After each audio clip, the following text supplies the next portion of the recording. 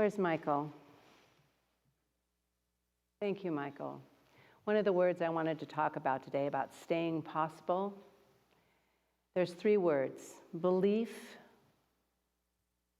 belief that there's something greater at work always, belief that there's a power and we can use it, belief. And I could feel that when you were talking about the I can attitude, Michael. And Adele has the I can attitude because I saw for the first time she has a practitioner's stole. And that was very special since she was in all the classes. Beautiful. The second word, belief number 1, is conviction. Griselda, I could hear that in you, my dear. Conviction that life is good. No matter what's going on in these outer experiences, life is good. And then the third word, of course, since God has a different time schedule than we do, if you've noticed, and life doesn't always work out as we planned, there's the word flexibility. We have to be flexible in all of this and staying possible. Doesn't mean it's always going to turn out the way that we want it in our minds, but it is going to turn out in the way it's supposed to be. So staying possible. If you right now, just stop. Just become aware. Can you feel the energy? I call it the sparklies, or the energy of creativity, infinite potential and possibility around you. It's there. It's always there. God is always God, and that energy is there forever and ever, infinitely, eternally. We all have access to that same power, that same presence, that same possibility, but we have a different receptivity to it. We're all inlets and outlets of spirit. Some of us let a little bit in, some let a lot. It depends. It's there for each and every one of us. We know that we're in ever-evolving circles of evolution, which, Einstein said the definition of insanity is doing the same thing over and over and over again and expecting different results. We need to broaden our circles and make them wider and bigger. If our life is feeling dull and drab right now, let me ask you a question. How big is the God you believe in? We have to stretch our understanding and knowing, because good could be around the corner, and it is around the corner. It could be down the street, around the corner at every moment, wanting to be revealed and connected to us. I have a story. There's a farmer, and he wanted to expand his farm. He was growing food and vegetables, and he had one female pig, and he thought, I'm going to expand the farm. I want to have more pigs. And so he thought, I know another farmer just next town over, not too far, and he has pigs. I'm going to see if I can breed my female pig with his pig. Good idea, right? Farmer says, yeah. Second farmer, of course I'll help. So on the assigned day, he puts his female pig in the car, drives to town, and the breeding process happened. And when he gets to leave, he asks the second farmer, well, how do I know if it's taken? And the second farmer said, well, if you wake up in the morning and she's walking in a circle around her pen, then it's taken. Oh, excitedly, the farmer goes home, sleeps, wakes up in the morning, looks out the window, she's wallowing in the mud. Frustrated, he said, okay, we'll go back again. Goes back again, same process, comes home, goes to bed. Second morning, what's she doing? Wallowing in the mud. So frustratedly, he goes back for the third time. Breeding process happens, comes home, but this time when he wakes up in the morning, he doesn't have the courage to look, so he asks his wife, is she wallowing in the mud? And his wife says, no. Is she walking around the pen in a circle? No. Well, what's she doing? Well, actually, she's sitting in the front seat of the car, or the truck, honking the horn. That's where we need to be flexible. We never know what's waiting for us. That's the flexibility part, waiting for something good. Are you honking your horn for God, for that good that's coming around the corner or across town or right in your backyard or something that needs to be revealed? It's there for all of us. We just need to be there, be ready for it. You know, when I went to Jean Houston's mystery school for so many years, she's the queen of human potential. But she wouldn't have us working really hard, studying books, although she wrote many books and they'd always be there for sale because there's a balance, of course. But she would have us dance. She'd have us sing. She'd have us write poetry. She'd have us connect and listen. She woke us up in ways, not just do, but we had to be the experience and be the creativity and trust ourselves. As she said, there's genius in all of us.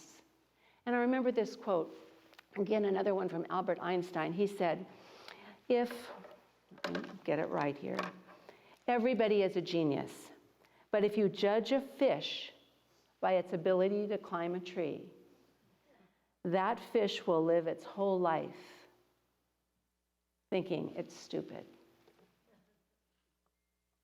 If we try to be something we're not, or compare ourselves to something else, it just isn't going to happen. We're not meant to be, we are designed to be our own special, unique gift. And we have to plug in and find out and listen to what that is. Here's a quote from Rumi, who said, "Mystics are experts in laziness.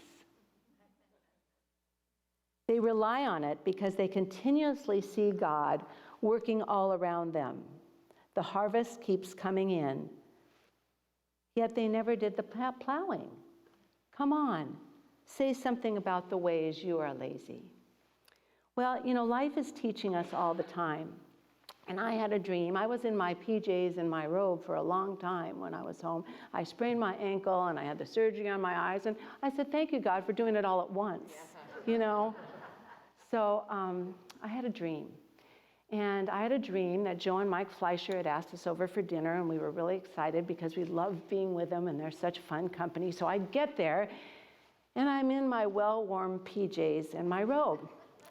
And, you know, they're really kind and understanding. So that was okay until their friends started showing up. And I thought, oh, no, I have got to change. I've got to change. I said, Joe, I have got to change. And she, you know, she's so sweet. You can really, you know, you can stay the way you are. So no, Joe, I've got to change. So I said, Kirk, give me the keys. I've got to go home and change. And he handed me this keychain with all of these beautiful, thin, silver, shiny keys on them. And I went, I wonder what that means. So I talked to Emily the next morning, and I talked to her as a resident dream analyst, and I said, what does that mean? And she said, well, you wanted to change, and Kirk just gave you a bunch of keys to decide which door of change you wanted to open. It's up to you. It's the same as Griselda was saying. It's not for the practitioner or the minister to decide how you're going to change. It's up to us. It's never about the size of the God out there, the possibility. All the change has to happen in us.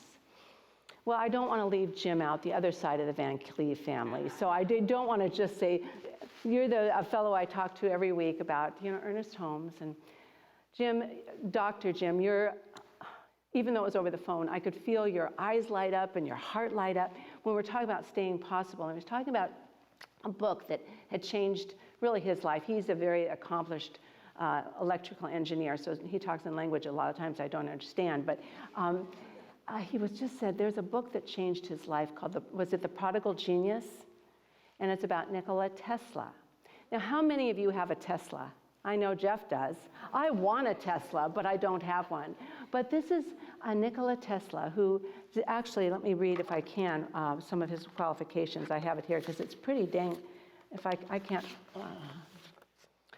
Nicola Tesla, born July 10th, 1856, was a Siberian American inventor, an electrical engineer, a mechanical engineer, a futurist, and best known for his contributions to the design of the modern alternating current electricity supply system. That's like Greek to me, but I love the way he had this idea in college of a alternating current motor. He had this idea and he was passionate about it, but his professor told him, what? That's the stupidest thing I've heard of. You can't ever figure that out. It's impossible.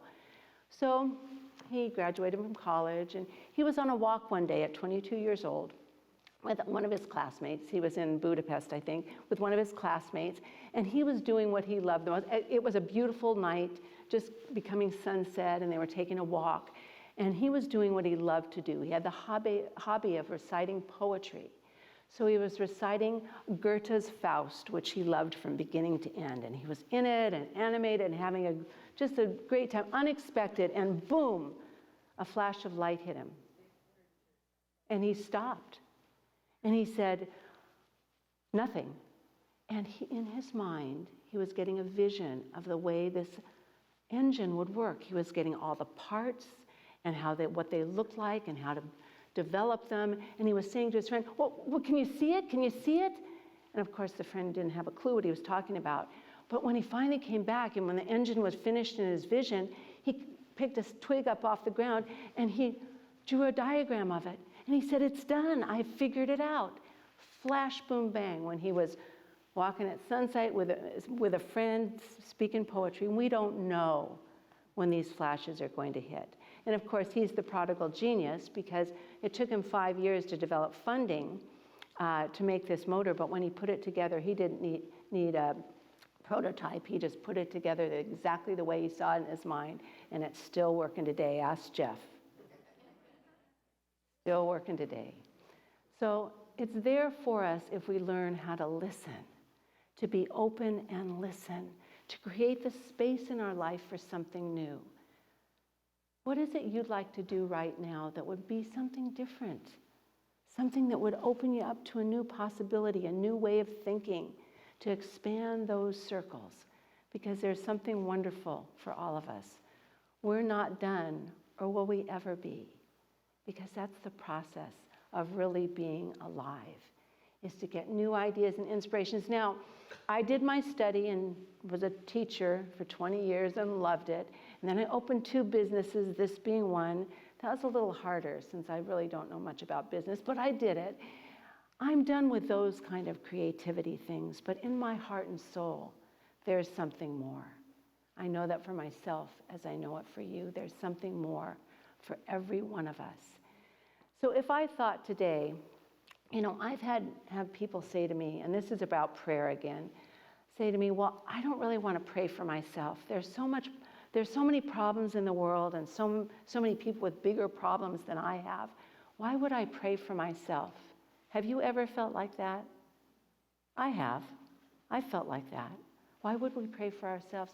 We have to start with ourselves because we're part, the microcosm of the macrocosm. So when Matthew Fox said our religion should be compassion and peace, which is the religion Jesus founded. You're going to teach on that today, Reverend Janet, the compassion and peace. We have to be that peace. We have to be creative in how we become peaceful and compassionate in the world. There's always new ways, right, to show our love and compassion.